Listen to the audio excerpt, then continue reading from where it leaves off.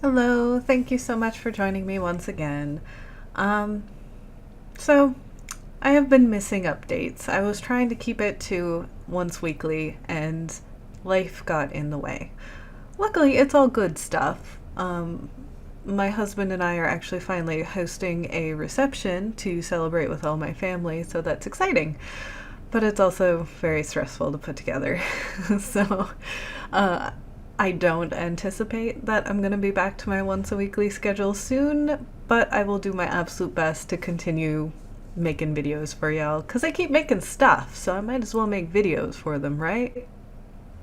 This week we're going to try a new and interesting method for making leggings. I've seen this done multiple times in different contexts and I wanted to give it a shot, so I did. Without further ado, here we go. So we have our legging material, super nice stretchy, the kind of knit fabric that stretches in all directions. Seems to make the best leggings in my opinion. And I took a piece that I cut out that I knew would be long enough to stretch around her leg and then a little bit extra, and I started pinning. This is very much a draping method and I'm not much of a draper. I do struggle a little bit with it. But it does give you a lot of freedom and leeway, I think, so I had a lot of fun giving it a go. And I do apologize, there is doll nudity because when you're draping pant-like things or leggings, there's not a lot of options. I marked where I thought the center seams for the leggings should go, and started in on the next leg.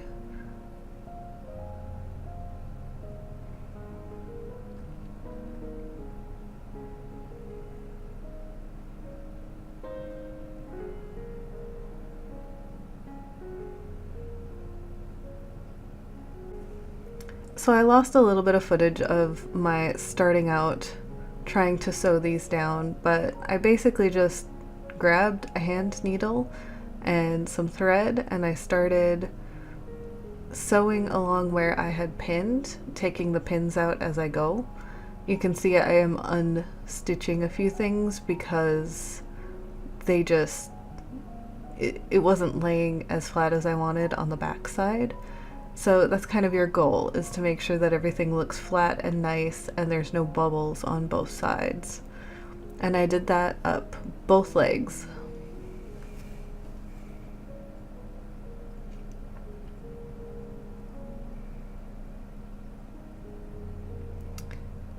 Once you can see it goes a lot faster near the bottom of the leg, but once it gets up closer towards her crotch, it gets a little difficult. You don't have quite as much room to work in.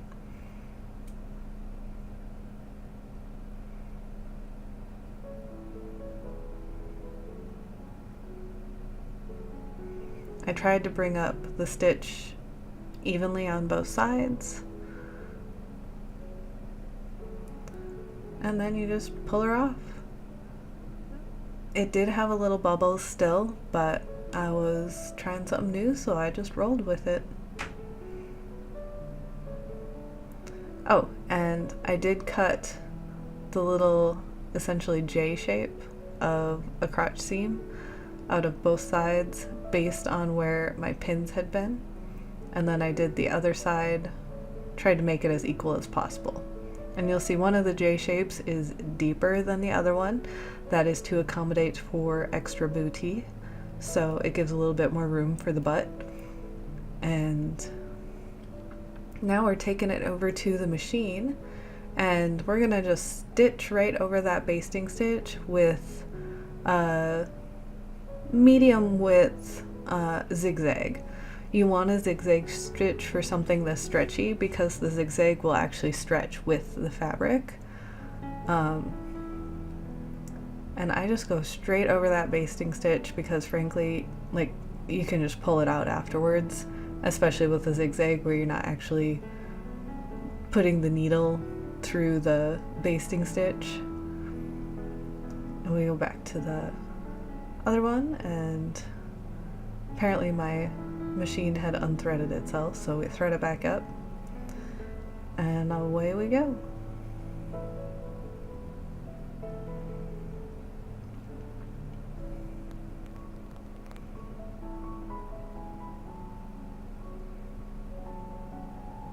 And you'll note that I am kind of trying to hold the fabric as flat as possible so that we don't stitch any of those bubbles straight into the seam. I'm taking that basting stitch out. Once we have everything sewn, we're going to try it back on the doll just to double check and make sure everything looks okay. It must have passed mustard because I didn't see anything. I don't know why I didn't just try it on under camera, but yeah. Now I'm cutting away all the extra from the seam allowance because we just don't need it anymore.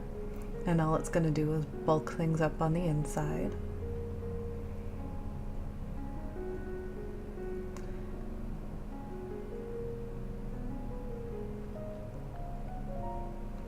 And now we turn one of the legs right side out and roll it up a little bit so we can stuff it into the other one and match up our front crotch seam together and the back crotch seams together. Remember, the back was the deeper one.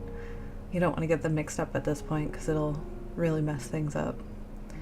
And now with the same zigzag stitch I've been using, I just stitch right along there using about a quarter inch seam allowance.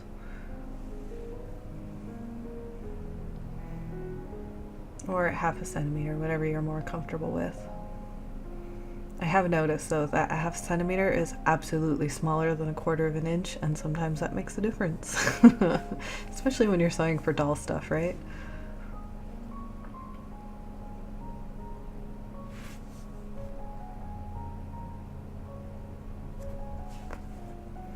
I think with this one I did end up starting at the center crotch seam where the two inseams meet and then going outward.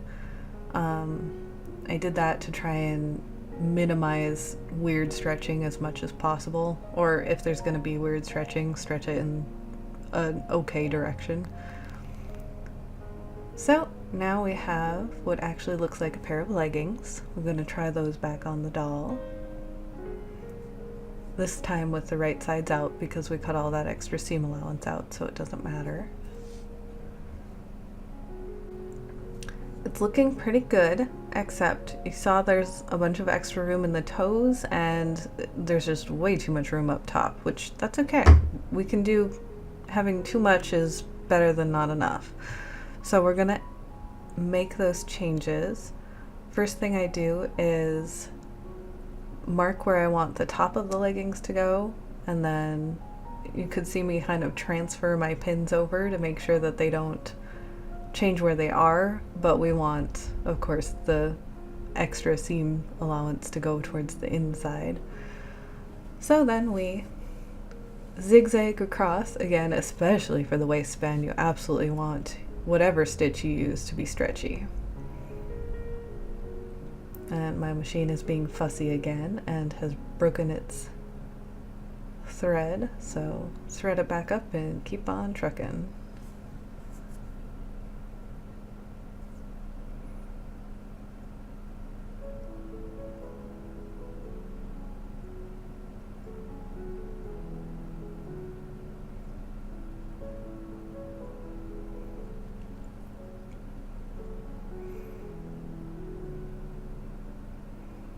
So now that that is stitched, we're gonna go down to the feet, and you'll see that one of them is more than the other.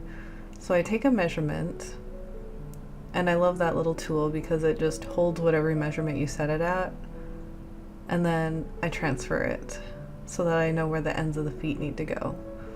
And of course, each one is going to be different, and you can let them be different in this one because whatever irregularities are in there is our own doing. It's not like the pieces started out the same size. So that's kind of something to get used to with this sort of method. I'm used to having to make everything as symmetrical as possible, which usually pays off, but in this case, we're kind of approximating. Then we cut off all the extra, because we certainly don't need that gunking up our toes, and cut off the extra at the waistband. And, you know, if you're not in a hurry, you can actually do that nicely. I did not make those cuts very nicely. But we turn everything back inside out, or right side out, and try them back on the doll. And there she is! And they fit! And it looks great! I'm very happy with how this turned out. I'm not 100% sure I want to stick with this method for every time. My problems with it were the symmetry of it. I do prefer things to be as symmetrical as possible, so even knowing that there's some irregularities, even if you can't really see them, bothers me. But the end results are beautiful. Like, they fit just fine. The other thing I didn't care for this method is I like having a pattern afterwards, because as soon as I got these off-white ones done, I realized I needed a white pair, and it was like, great. Okay, now what? Do I do it all over again? I would much prefer just to have a pattern, cut out the pattern, confident that it'll work. That being said, I did eventually make a pattern based off of these. That is okay. I'm probably gonna... I tweaked it after the first time. I tried it again. So I prefer to have a solid pattern at the end of making something. But that being said, some people prefer draping and it works better for them and they get better results for it. So I'm happy I could have done it to try it and to show you. And if you like content like this, please like and subscribe and let me know what you want to see. A lot of my projects are just what I want to do, and I'm perfectly happy to keep it that way, but I do want to throw some stuff out there that's actually useful for people too, so definitely let me know. Have a great one.